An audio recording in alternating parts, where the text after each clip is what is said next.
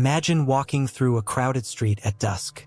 Couples hold hands, laughter spills from restaurants, families move together like small tribes bound by invisible glue.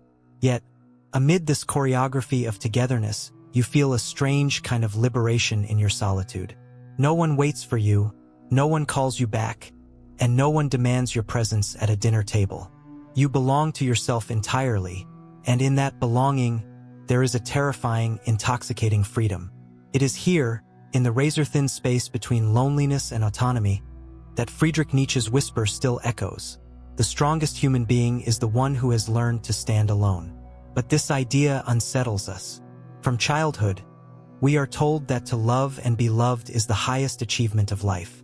Stories end not with self-overcoming, but with marriage bells and entwined hands. To choose solitude, then, seems like a betrayal of humanity's oldest script. Yet Nietzsche's vision of human greatness suggests the opposite. Perhaps the real betrayal is to surrender yourself to the comfort of dependence, to dilute your becoming in the gentle intoxication of companionship. To stay single, truly single, not as a temporary waiting room before coupling but as a conscious existential stance, is to declare war against conformity. It is to reject the soft narcotic of being needed, wanted, or approved of. This choice is not about bitterness or fear of intimacy. It is about seeking a higher, almost dangerous clarity of existence. Solitude unmasks us. When no one else is there to mirror back an image of who we are forced to confront ourselves in full. What do you stand for when there is no one to reassure you? What is your value when no one else confirms it? Nietzsche saw this confrontation as the crucible of greatness. The herd is always eager to dissolve itself into relationships, communities, and moral systems, because aloneness exposes the abyss beneath. But the one who stays single, who refuses to drown in the collective, becomes like a sculptor carving out his own form against the resistance of stone. He becomes harder, sharper, more alive. The comfort of belonging is replaced with the risk of authenticity. Yet, the paradox is that society never stops whispering into our ears. You are incomplete until someone completes you. Advertisements, songs, even philosophical traditions carry this undertone. The human is imagined as a half waiting for its other half. To stand against this tide, to remain unpaired, is to risk being labeled selfish, broken, or incomplete. But perhaps what we call completion in love is often a disguised form of escape, from the burden of deciding, from the terror of being fully accountable to oneself. Picture it this way. In a relationship, every choice bends toward negotiation.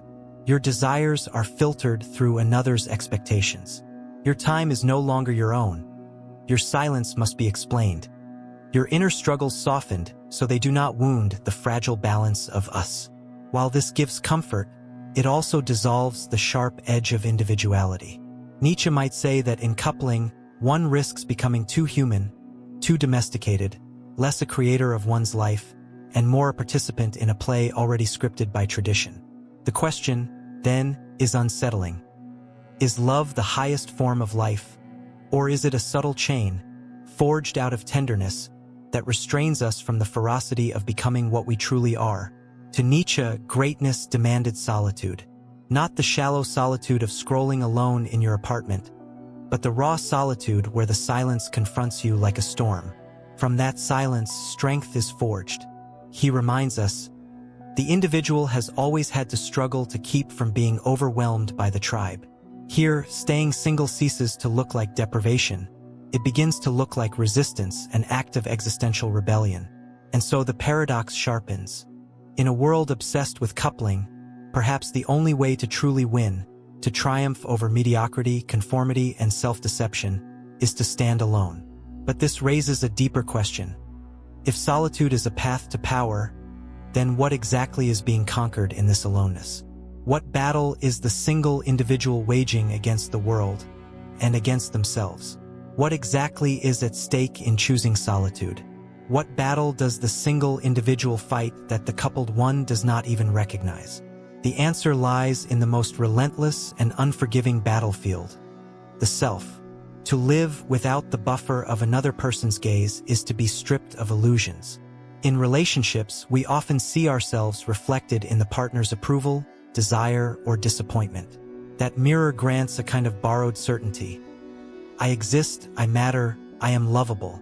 But when the mirror is gone, the truth emerges raw and unfiltered. Who are you without that confirmation? What is left of you when the world does not applaud? Staying single is not merely the absence of a partner. It is the presence of a deeper trial. The trial of enduring one's own reflection without the softening balm of validation.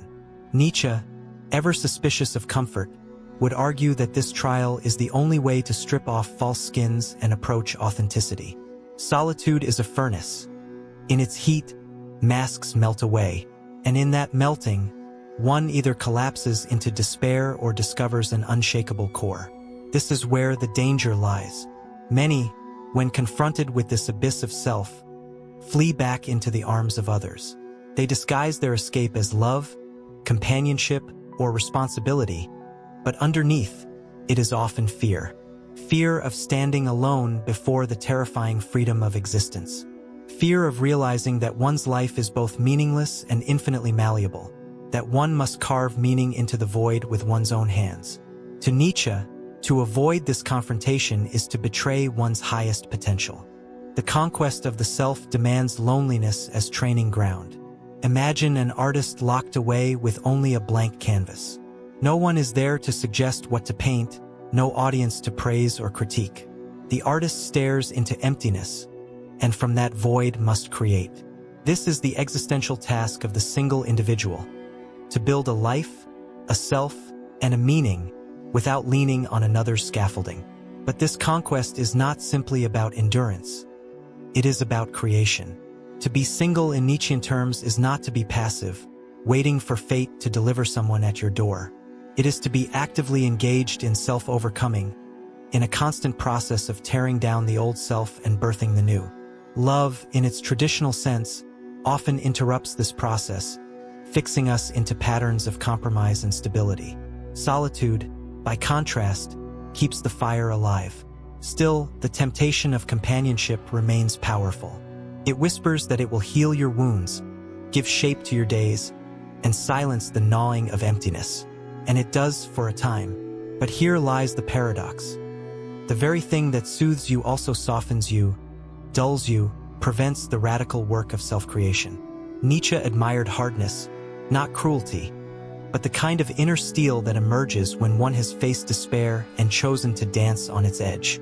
That steel is rarely forged in the cushioned embrace of partnership. Consider the words of Arthur Schopenhauer, Nietzsche's early philosophical mentor and later rival. A man can be himself only so long as he is alone.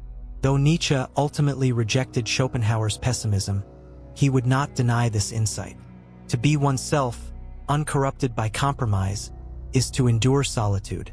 The battle, then, is not against society or some external oppressor. The battle is against the self's weakness, its craving for comfort, its hunger to dissolve into the other. Staying single is a radical refusal to surrender. It is the war cry of someone who has chosen to carry the full weight of existence without dilution. Yet, if solitude is a furnace and self-mastery the prize, the question grows sharper. What does this self-mastery achieve? What kind of human being emerges from the fires of solitude? And why might Nietzsche call this figure the true victor of life? If solitude is the battlefield where the self is conquered, then what emerges from this trial? What kind of being steps out of the furnace when the masks have melted and the illusions of companionship have been stripped away? Nietzsche gives us a figure, the higher individual, the one who dares to create his own values rather than borrow them from others. To remain single in the deepest sense is not merely to be unattached but to position oneself outside the expectations that govern the herd. The herd celebrates coupling because coupling stabilizes society. It reproduces families, ensures order, and keeps individuals entangled in responsibility. But Nietzsche asks, does stability nourish greatness, or does it anchor us to mediocrity? The higher individual is not interested in mere stability. He seeks intensity, creation, self-overcoming. This figure is a kind of artist, but not only in the sense of painting or writing. His entire life becomes a work of art. Every choice, every silence, every defiance of expectation becomes part of the sculpture. And this work of art can only be made in solitude. To remain entangled in partnership is to share the canvas. One's colors inevitably bleed into another's. But in solitude, the canvas is stark, demanding, uncompromising, and fully one's own. Consider the Übermensch, Nietzsche's most provocative ideal. This is not a person who waits for happiness or fulfillment from others. Rather, he creates meaning from his own overflowing strength. The Übermensch does not need to be completed because he recognizes his completeness in the act of becoming. For such a figure, to stay single is not a deprivation but a liberation, the condition necessary for the great task of self-creation. But here lies the terror. The higher individual has no guarantee of success. Solitude can birth either a god or a ruin. Without the soft distraction of companionship, the individual faces despair head-on. Some collapse into nihilism, unable to bear the weight of their own freedom. Others, however, transmute despair into power. They take the raw material of suffering and shape it into strength. Nietzsche called this amor fati, the love of one's fate, the ability to embrace even suffering as fuel for creation. This transformation demands a courage that few possess. To live alone is not simply to have an empty apartment. It is to awaken each morning knowing that your life's direction, meaning, and worth depends solely on you. There is no partner to absorb the blame, no shared dream to hide behind. Every triumph is yours alone, and so is every failure. This is both the heaviest burden and the greatest gift. Yet the herd will not understand this. They will look at the single individual and see lack, loneliness, incompleteness. They will ask, "Why do you not join us? Why not soften your burden with love, with partnership, with belonging?" And the answer, if it can be spoken at all, is simple. Because the task of becoming is too urgent to be compromised. The philosopher Soren Kierkegaard, who lived in solitude after breaking off his engagement, once wrote, "The crowd is untruth."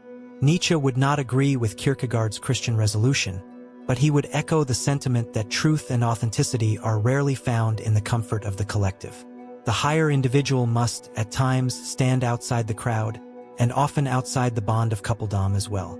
So the single person, in this Nietzschean sense, is not merely someone without a partner. He is a rebel against the ordinary script of life, a creator of values, a being who accepts the abyss of freedom and dares to dance upon it. He is both exposed and empowered, vulnerable yet untouchable.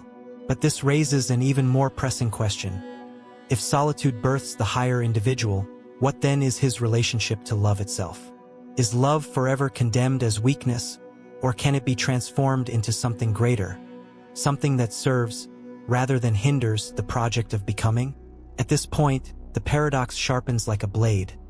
If solitude is the furnace that births the higher individual, must love always be rejected? Is every bond a chain, every relationship a regression into weakness? Nietzsche himself was not so simple. He recognized the power of love, but he also saw its danger. Love, in its most common form, is intoxication, a sweet surrender, a merging that dissolves individuality. Yet, in its rarest form, love can be something else. Not the diminishment of freedom, but the fire that tests and strengthens it. The question, then, is not whether love is possible, but whether it can be transformed. Can love exist without dependence? Can two people meet not as halves completing each other, but as whole beings colliding in sparks? Nietzsche doubted that most could manage this. The ordinary person, he believed, loves not from abundance but from lack. They seek in another what they cannot create within themselves. This kind of love is parasitic, drawing energy outward instead of cultivating strength inward. For the higher individual, such love is fatal. It softens, distracts, anchors them in mediocrity. But Nietzsche also hinted at a different possibility. Love as a challenge, love as a test of power. The true lover does not collapse into the other.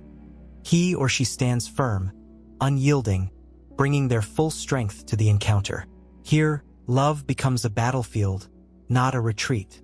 Two powerful beings meet not to complete each other, but to sharpen one another, like blades struck against stone. Yet this form of love is rare, almost mythic, and perhaps only achievable by those who have first learned to live fully in solitude. To remain single, then, is not necessarily to renounce love forever. It is to refuse all weak forms of love, those born from fear, emptiness, or need. It is to demand that any bond must serve the higher project of becoming, not undermine it. In this sense, choosing solitude until one has forged oneself into strength may be the only way to ever love truly, without dependence, without compromise. Still, Nietzsche's own life offers a sobering lesson. His encounters with love, most famously with Lou Andrea Salome, were marked by rejection and solitude. His ideals of love as a meeting of equals may have been too radical, too demanding for ordinary life. And perhaps this is the ultimate warning. For the one who commits to greatness, love may remain forever dangerous, forever tempting, forever more of a trial than a comfort. The ordinary story tells us that love redeems us, that it gives life meaning. Nietzsche flips the script. Meaning must be created first, alone, before love can even approach without destroying. Otherwise, love is not redemption but narcotic, a warm sleep in which the individual forgets the task of becoming. The French philosopher Simone de Beauvoir captured a similar insight when she wrote, "To lose oneself in the object of a passion is to lose oneself." Though her concerns were rooted in feminist existentialism rather than Nietzschean will to power, the warning aligns. To dissolve into the other is to abdicate responsibility for the self. Thus, the true danger is not love itself but our weakness in approaching it. We enter relationships not from abundance but from desperation, and in doing so, we sacrifice the very freedom we sought. To stay single is to resist this temptation, to hold the line until strength is forged, until love can be faced without collapse. And yet, one final question remains: what is the ultimate prize of this path? If staying single guards our freedom, if it births the higher individual, and if it purifies even our potential for love, what does this victory amount to? What does it mean, in the Nietzschean sense, to win at life by standing alone? What, then, does it mean to win by staying single? Not in the shallow sense of avoiding heartbreak, or in the practical sense of maintaining freedom of time and money, but in the Nietzschean sense, in the sense of existential triumph. To remain alone is not to lose love, but to refuse defeat by dependence. It is to seize life at its root, to confront existence without anesthesia, and to shape it into something wholly one's own. Victory here is not measured by happiness. Happiness, Nietzsche reminds us, is too often a consolation prize, a fleeting comfort designed to keep us docile.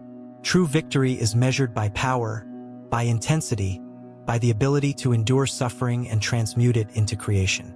And this is precisely what solitude demands: that you face the raw fact of existence, without illusions, without the narcotics of companionship, and still say yes to life. To stay single is to refuse escape, to refuse dilution, to bear the unbearable until it bends into beauty. This victory is also a rebellion against the scripts that govern ordinary life. From birth, society whispers, grow up, pair off, reproduce, repeat. The single individual disrupts this cycle. He or she steps outside the pattern, not as a hermit withdrawing from the world, but as a creator daring to write a new script. Here, solitude is not emptiness but space. Space in which something new can be born. And what is born in that space? The higher self. The one who is no longer a reflection of another's gaze, no longer a compromise between two wills, but a pure force of becoming. Such a being embodies Nietzsche's call to live dangerously, to embrace life not for safety or stability, but for the thrill of creation. In this sense, staying single is not the absence of life's fullness, but its intensification. You are not diluted, not negotiated, not tethered. You are alive in your own raw power. But let us be clear, this path is not for everyone. Most will not bear the weight of solitude.